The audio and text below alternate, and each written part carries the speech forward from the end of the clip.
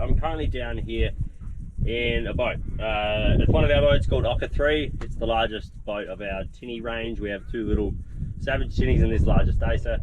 I've currently got the Great Arc blanket out here charging up the battery system just to charge my phones and that whatnot. And then once that's gone, because I want to do some stories for Instagram. If you want to follow Instagram, it's at Outback Cleanups. You can see all the rubbish piles that we pick up all over the country. And you'll probably see the cleanup from today. So yeah, that's just charging up. Once that's charged, I'm going to go for a fang.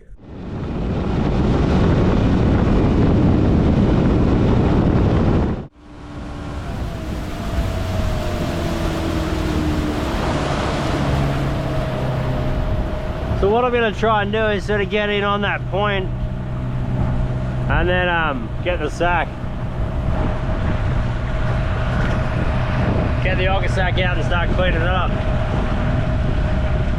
When you pull up, because it's really sandy in here, when you pull up, you always get boats going by like, you stuck? And only like 80% of the time I'm stuck. The other 20 I'm all sweet. So anyway, I'm currently in 0.9 of a metre of water here, so it's not that deep. Hold on in, give her a little bit.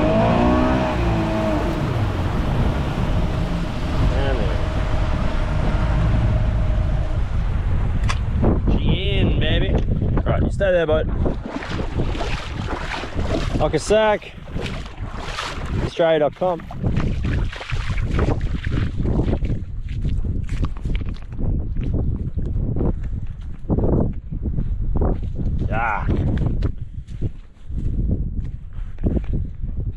Oh, it's spiky under that. Should have bought me pluggers. I think I say that every time I come down here. Here we go.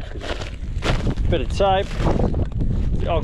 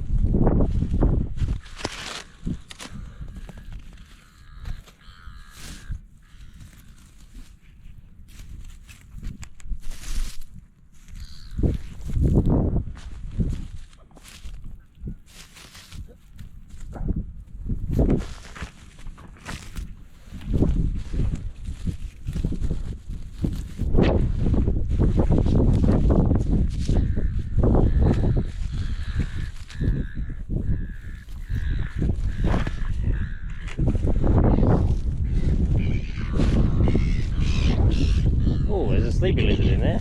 Hey mate.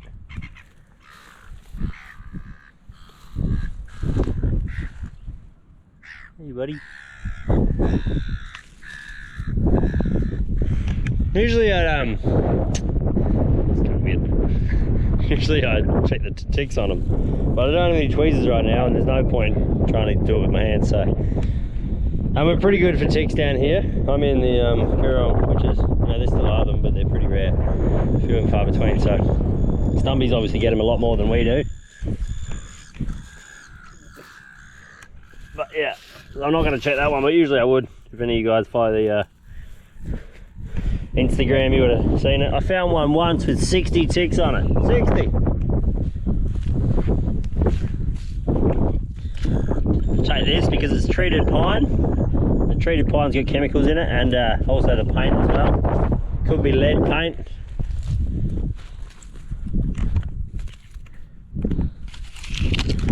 So this is from the dredges over there. They got this big, I think it's PVC, I'm not really sure. Big pipe basically they're using to dredge, and so heaps of this is found all through the Coorong since they've been dredging. I've noticed I used to come down here a lot pre-dredges, and there was never any of it on the beach, and now there's just absolute bucket loads of it. So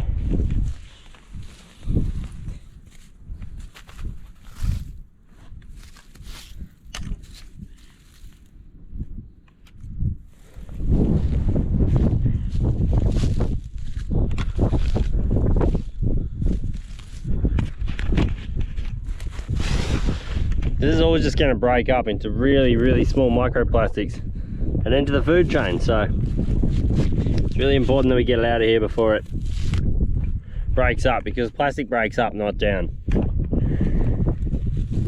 And it gets smaller and smaller and smaller, but doesn't actually disappear. So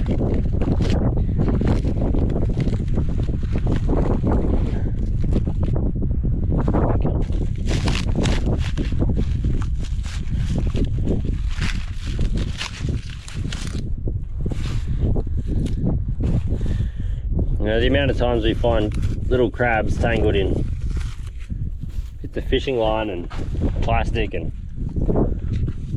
balloon strings, those bloody balloon strings. Well, there's all rope tangled in with this too.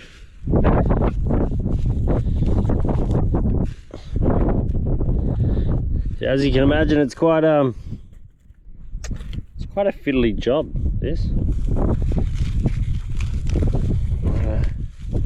You got to sort of think how the plastic got in there to avoid just ripping all the vegetation out and everything that's holding the bank in place. You've really got to think about how the plastic got in there, so to speak, particularly with big ropes and stuff, and sort of reverse what the tide or what the waves have done, so to speak. Look, with this I'm probably only going to get 95% of it, in all honesty.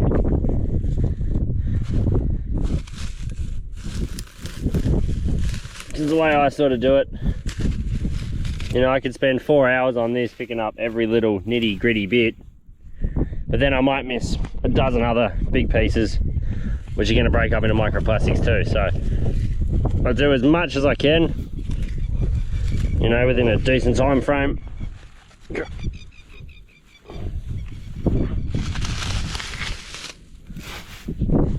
mad, isn't it? The Orca sacks design, we designed these sacks from upcycled trade sale offcuts, so we usually send that trade sale to landfill. Well, we wouldn't, but the manufacturers would, because there's not really demand for it. So we created the Orca sack to support the charity and to create a demand for an otherwise useless product. All the funds from these sacks go towards like fueling that boat and covering the cost for insurance and the stuff that we need so we can come out here and be able to do this to look after Australia. And the idea of doing this, I'm in a national park right now, the idea of doing that is, you know, if we look after this place, we're not going to lose it. We can all keep coming down here and future generations can enjoy it. Because otherwise, if everyone keeps coming down here and just treating it like absolute crap and no one's taking responsibility for the rubbish, you know, a lot of people point fingers, oh, it's his rubbish, or it's their rubbish, or it's drifted in from here. It's like, what's now on our country, it's now here, it's now on our soil. So it's kind of our rubbish, really. Oh, look at all this fishing line.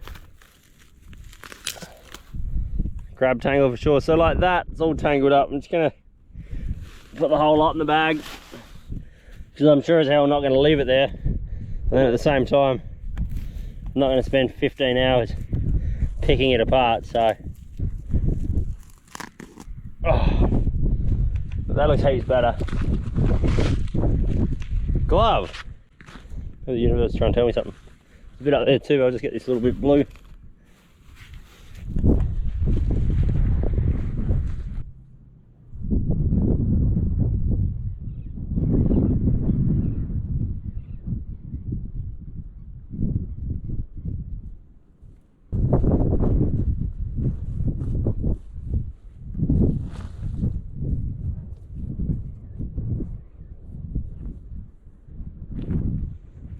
Jim Boom.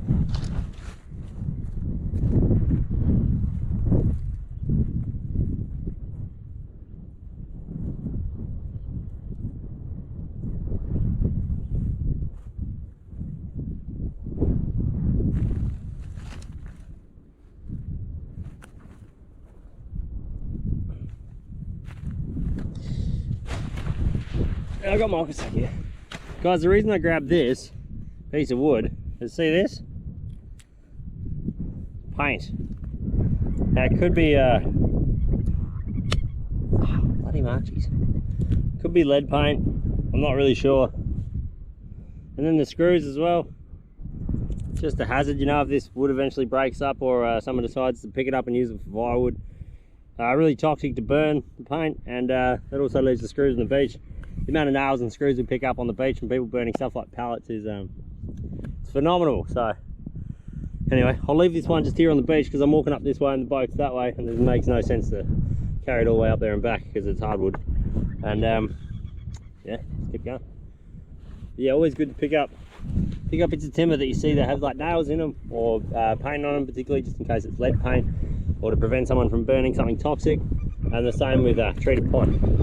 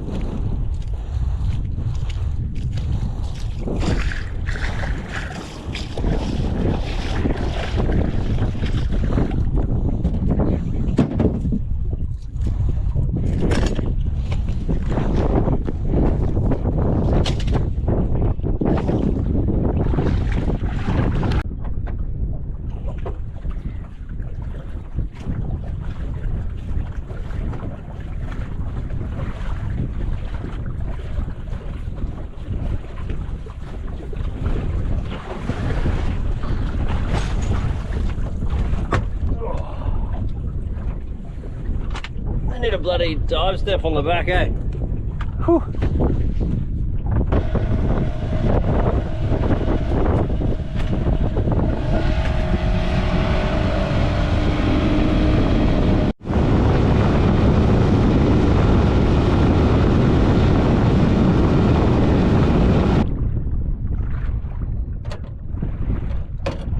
Imagine if it just blew away.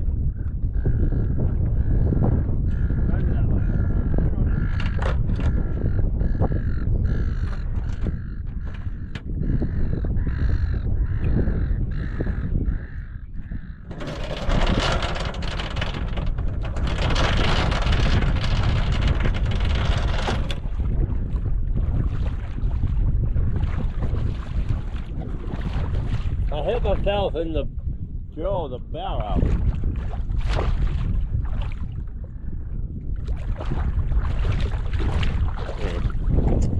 I seem to be the biggest danger to myself sometimes.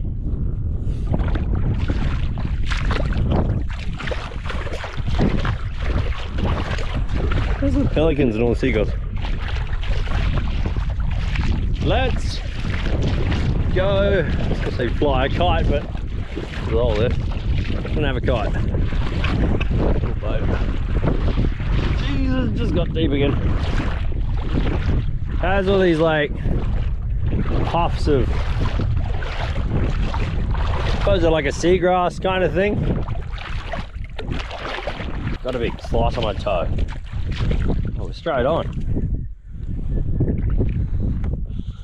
Bit of a gaffer tape, 100 mile an hour, so Jesus, that's slippery boggy. All the emu footprints.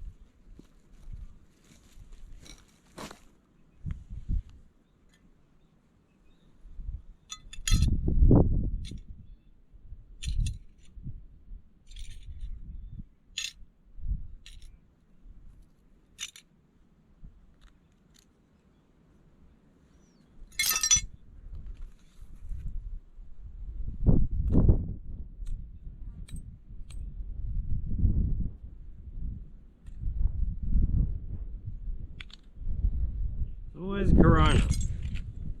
Always Corona bottles. Corona, Great Northern, and that's the other one. Oh, Carlton Draft.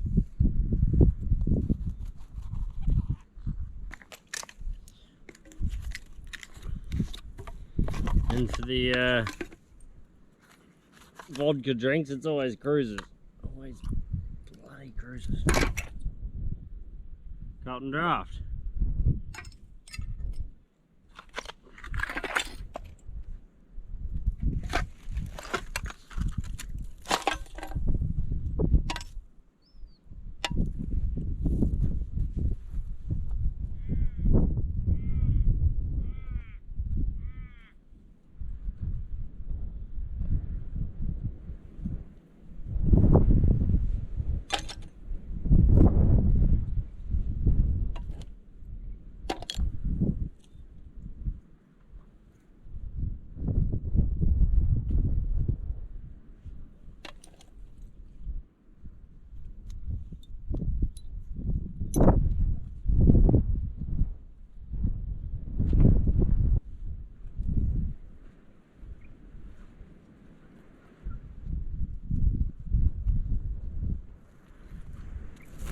Alright, trash in the boat. I reckon that bag ended up weighing about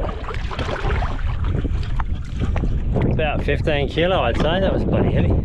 Alright, let's get this bloody anchor and put this boat away, hey? Let me set this up.